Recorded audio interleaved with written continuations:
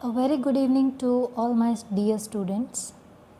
हम कर चुके हैं नर्न्स्ट इक्वेशन तक चैप्टर इलेक्ट्रोकेमिस्ट्री। इसके बाद जो टॉपिक गिवन है वो है हमारे पास इक्विलिब्रियम कांस्टेंट फ्रॉम नर्न्स्ट इक्वेशन। देखिए, जैसे ये आपकी कोई इक्वेशन है, zinc plus copper and copper क्या कर लेते हैं, खुद को रिड्यूस कर लेते हैं bye gaining the electron and zinc losing the electron खुद को क्या कर रहा है, oxidise takes place, and as time passes the concentration of Zn2 positive keep on increasing। अब सॉल्यूशन में क्या हो रहा है, जैसे हमारे पास एक तरफ जिंक वाला बीकर होता था, एक तरफ कॉपर वाला बीकर होता था। तो जिंक वाले में क्या हो रहा है, जैसे जैसे जिंक जो है इलेक्ट्रॉन लूज़ करते जा रहा है तो Zn2 पॉजिटिव की कंसनट्रेशन इसमें बढ़ती जा रही है। और उधर क्या हो रहा है, जैसे Cu2 पॉजिटिव इलेक्ट्रॉन गेन करने के बाद Cu में कन्वर्ट होते जा रहे हैं तो Cu2 पॉजिटिव की जो कॉन्सेंट्रेशन है वो क्या होती जा रही है, कम होती जा रही है, डिक्रीज़ होती जा रही है। जिंक की इंक्रीज़ हो रही है, कॉपर की डिक्रीज़ हो रही है, आयंस की। At the same time voltage of the cell as read on voltmeter keeps on decreasing. और इसी टाइम जो भी वोल्टेज हम सेल की रीड कर पा रहे हैं वो भी क्या कर रही है, डिक्रीज़ कर रही है। तो ऐसा होते होते, डिक्रीज़ होते होते हम कुछ टाइम बाद देखेंगे कि कंसंट्रेशन में अब कोई भी चेंज नहीं आ रहा है। Volt meter gives zero reading, यानी एक टाइम रिएक्शन होते होते ऐसा आएगा जब ना तो कंसंट्रेशन में कोई बदलाव होगा ना ही वोल्टेज में कोई बदलाव होगा। वोल्टेज क्या हो जाएगी, ज़ीरो। वोल्टेज धीरे धीरे धीरे धीरे कम हो रही थी और कम होते होते जब ज़ीरो पर आ जाती है तो कंसंट्रेशन अब चेंज नहीं करेगी। तो ऐसी सिचुएशन को हम कहेंगे इक्विलिब्रियम।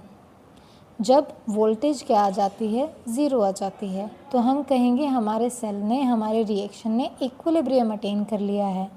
तो ऐसी सिचुएशन में हम नर्न्स्ट इक्वेशन को किस तरह से लिखेंगे, इक्वेशन वैसी की वैसी है, बस जो ए नॉट ऑफ सेल है वो क्या होगा, ई ऑफ सेल, यानी वोल्टेज ऑफ सेल क्या रहेगा, ज़ीरो। तो इस पूरी इक्वेशन को हम ज़ीरो के इक्वल पुट कर देंगे। अब ज़ीरो के इक्वल है तो क्या मैं इन दोनों को अलग अलग कर सकती हूँ।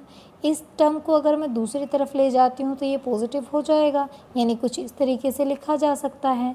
लेकिन हमने देखा कि जिंक और कॉपर दोनों आयन की कॉन्सेंट्रेशन का जो रेशो है इसको हम कलेक्टिवली एक कांस्टेंट से रिप्रेजेंट कर सकते हैं, क्योंकि हम देख रहे हैं ना, जब हमारी वोल्टेज ज़ीरो हो रही है तो कॉन्सेंट्रेशन में कोई चेंज नहीं आ रहा।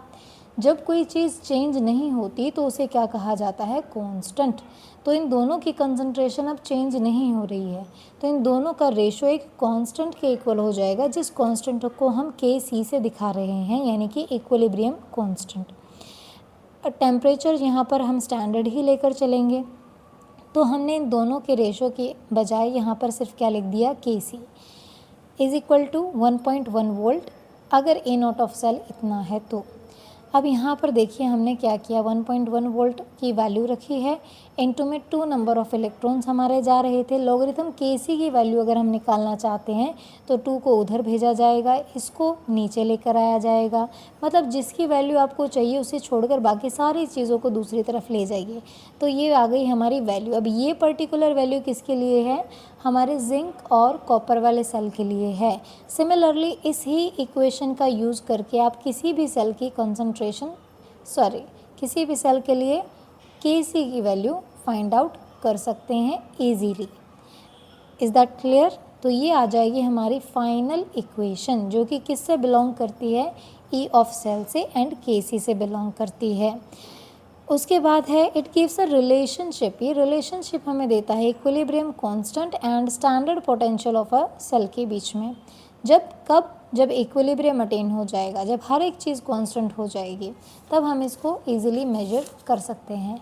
अब आगे देखिए, इस पर हमारी एनसीईआरटी में एक अच्छा सा क्वेश्चन गिवन है। क्वेश्चन मैं आपको दिखा देती हूँ, सॉल्व है हालांकि ये। Calculate the equilibrium constant of the reaction. ये हमारी कोई रिएक्शन गिवन है जिसमें एक तरफ है कॉपर, जो कि जिसके साथ हो रहा है oxidation, of course loss of electron. एक तरफ है सिल्वर के साथ क्या हो रहा है, रिडक्शन, क्योंकि सिल्वर यहाँ से यहाँ जाने पर गेन ऑफ इलेक्ट्रॉन कर रहा है। ई नॉट ऑफ सेल आपको गिवन है, मतलब ए ऑफ सेल आपको गिवन है, तो हमारे पास के सी की वैल्यू हमें कैलकुलेट इक्विलिब्रियम कांस्टेंट सारी चीज़ें पुट कर देंगे जी। ई सेल की वैल्यू हमारे पास गिवन थी, वही 2 को उधर ले जाएंगे। नंबर ऑफ इलेक्ट्रॉन कितने एक्सचेंज हो रहे हैं, 2 हो रहे हैं, ये आपको इक्वेशन देख के ही पता चल जाएगा। 2 को उधर ले गए हम, इसकी वैल्यू हमको गिवन थी, ये आ जाएगा नीचे डिवाइड में, सॉल्व करेंगे, we have got the value. और इसी तरीके से आप दूसरे क्वेश्चंस भी सॉल्व कर सकते हैं वेरी इजीली। अब नेक्स्ट जो टर्म यहाँ पर आती है वो है गिब्स फ्री एनर्जी से रिलेटेड। देखिए, जब भी कोई सेल वर्क डन करता है तो उसका वर्क डन किसके बराबर होता है, electrical potential multiplied by total charge passed, यानी V इंटू में क्यू एक तरह से कह सकते हैं अगर आप फिजिक्स की लैंग्वेज में बात करें। यानी जितना भी इलेक्ट्रिकल पोटेंशियल है, अगर उसको टोटल चार्ज जितना हम उसमें से पास करा रहे थे से मल्टीप्लाई कर दिया जाए तो we have got the value of work done.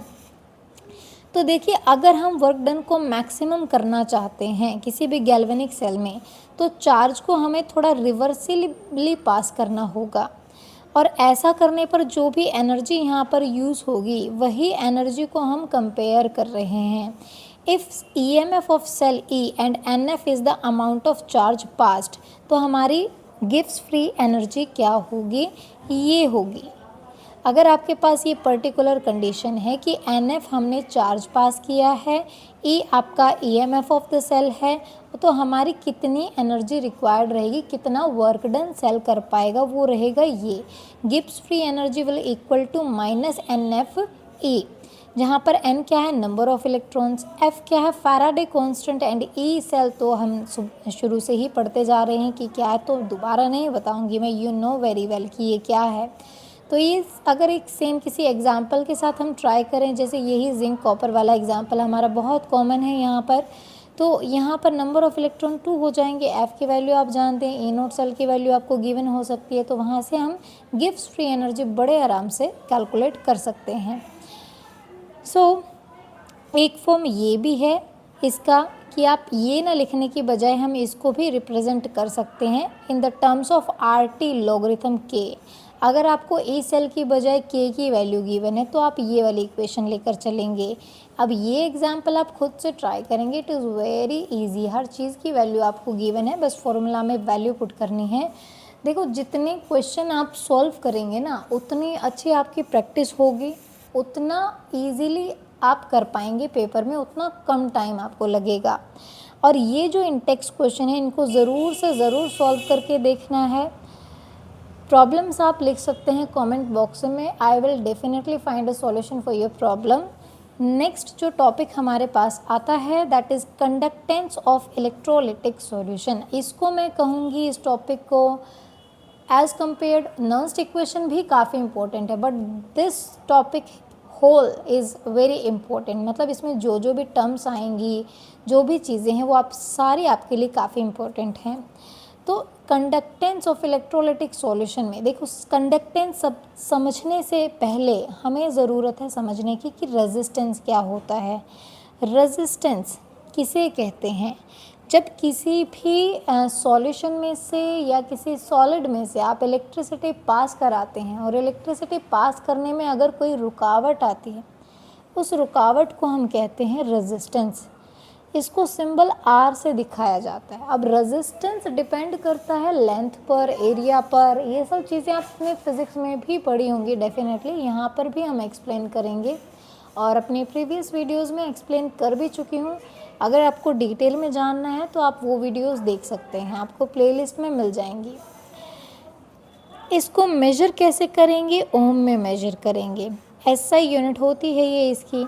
It can be measured with the help of Wheatstone bridge, physics में पढ़ा होगा व्हीटस्टोन ब्रिज, उसकी हेल्प से हम इसको मेजर कर सकते हैं। अब जो जो R है हमारा इलेक्ट्रिकल रेजिस्टेंस जो है किसी भी ऑब्जेक्ट का डायरेक्टली प्रोपोर्शनल होता है उसकी लेंथ के, इनवर्सली प्रोपोर्शनल होता है एरिया ऑफ क्रॉस सेक्शन के।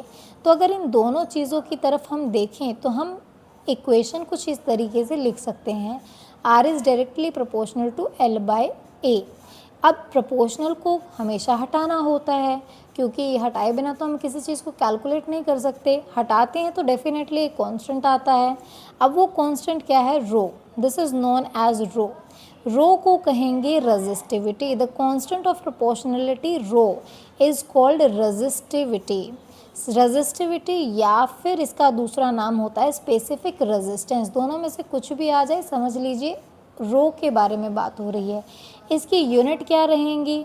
देखो यूनिट मैंने आपको पहले भी कैलकुलेट करनी सिखाई है, यहाँ पर भी मैं आपको बता देती हूँ। अगर आपको रो के लिए कुछ भी वैल्यू चाहिए तो आप एरिया को उधर ले जाइए, एल को उधर ले जाइए। आपको लेंथ की यूनिट पता है, एरिया की पता है, रेजिस्टेंस की it is already given that ohm में इसको मेजर किया जाता है।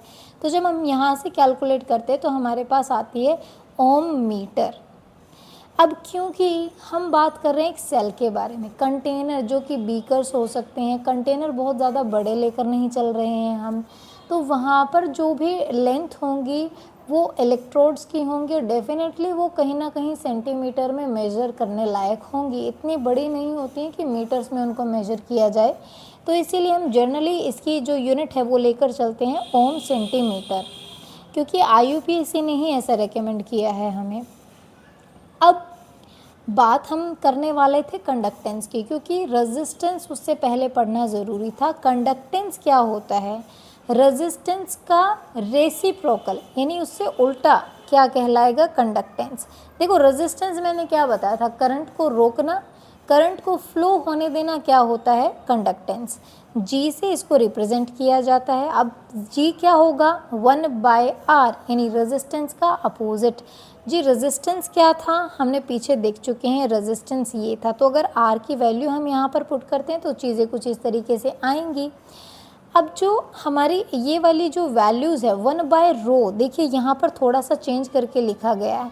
1/रो को लिखा गया है कप्पा, एक ये छोटे के जैसा आपको सिंबल यहाँ पर दिख रहा होगा, इसे कहते हैं कप्पा।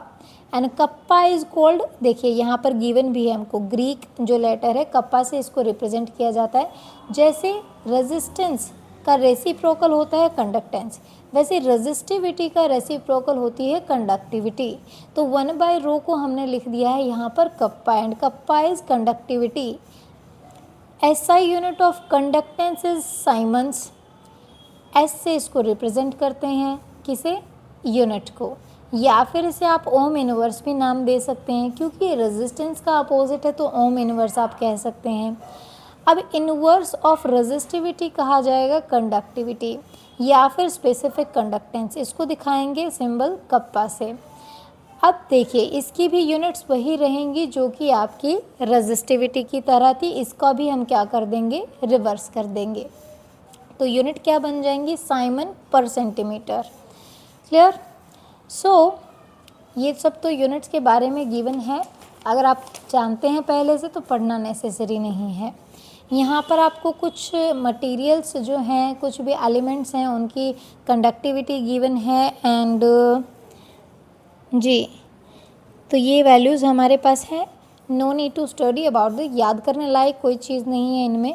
अब जो आपके मटेरियल्स है यहाँ पर ये सब कुछ बताया गया है कि कंडक्टर क्या होते हैं, इंसुलेटर क्या होते हैं, सुपर कंडक्टर्स किनको कहेंगे, उनकी डेफिनेशन क्या होगी, यानी आप इन सब को पहले ही अपनी जूनियर क्लासेस में ऑलरेडी पढ़ चुके हैं। आप इलेक्ट्रोड लेंगे तो किसकी लेंगे? लाइक कार्बन ब्लैक के लेंगे, ग्रेफाइट की लेंगे, क्योंकि ये क्या होते हैं? कंडक्टर होते हैं। अब सॉलिड कंडक्टर कौन होते हैं? जिनमें इलेक्ट्रिसिटी इलेक्ट्रॉन्स की वजह से फ्लो होती है। जो हमारे लिक्विड है या एक्वस सॉल्यूशन है उनमें इलेक्ट्रिसिटी आयंस की वजह से फ्लो होती है। तो ये दोनों में एक बेसिक सा डिफरेंस है। Electrical conductance through a metal is called metallic और electrical conductance and it is due to the movement of electron. जो चीज़ें मैंने आपको बताई है सिर्फ वही यहाँ पर गिवन है। अब ये किस किस चीज़ पर डिपेंड करता है? सॉलिड जो कंडक्टर होते हैं उनका कंडक्टेंस किस पर डिपेंड करता है? नेचर ऑफ मेटल, जैसे हमारे पास बहुत सारे मेटल है, जैसे कॉपर बहुत अच्छा कंडक्टिविटी कर लेता है, और दूसरे जो कोई मेटल है शायद गोल्ड उतना नहीं कर पाता है या कोई दूसरा नहीं कर पाता है। नंबर ऑफ वैलेंस इलेक्ट्रॉन पर एटम, जितने फ्री इलेक्ट्रॉन्स होंगे कंडक्टेंस उतना अच्छा होगा। टेम्परेचर अगर आप बढ़ाते हैं तो कंडक्टेंस कम होगा, डिक्रीज करते हैं तो कंडक्टेंस अच्छा होगा। क्लियर है? तो ये सब हो गई चीज़ें जो हम पहले से जानते थे। अब बात करते हैं कि जो हमारे दूसरे टाइप के कंडक्टर हैं बेटा, दूसरे टाइप के कौन है? इलेक्ट्रोलिटिक। इलेक्ट्रोलिटिक मतलब जो लिक्विड फॉर्म में है, जिनमें आयंस फ्लो कर रहे हैं, आयनिक कंडक्टेंस इनको कहेंगे। तो कंडक्टिविटी इनकी किन किन चीज़ों पर डिपेंड करेगी? नेचर ऑफ इलेक्ट्रोलाइट एडेड, अब जैसे पानी में मैंने NaCl ऐड किया है तो कम्प्लीटली आयनाइज हो जाता है, तो एक अच्छा इलेक्ट्रोलाइट निकल कर आएगा, अच्छा कंडक्टेंस करेगा।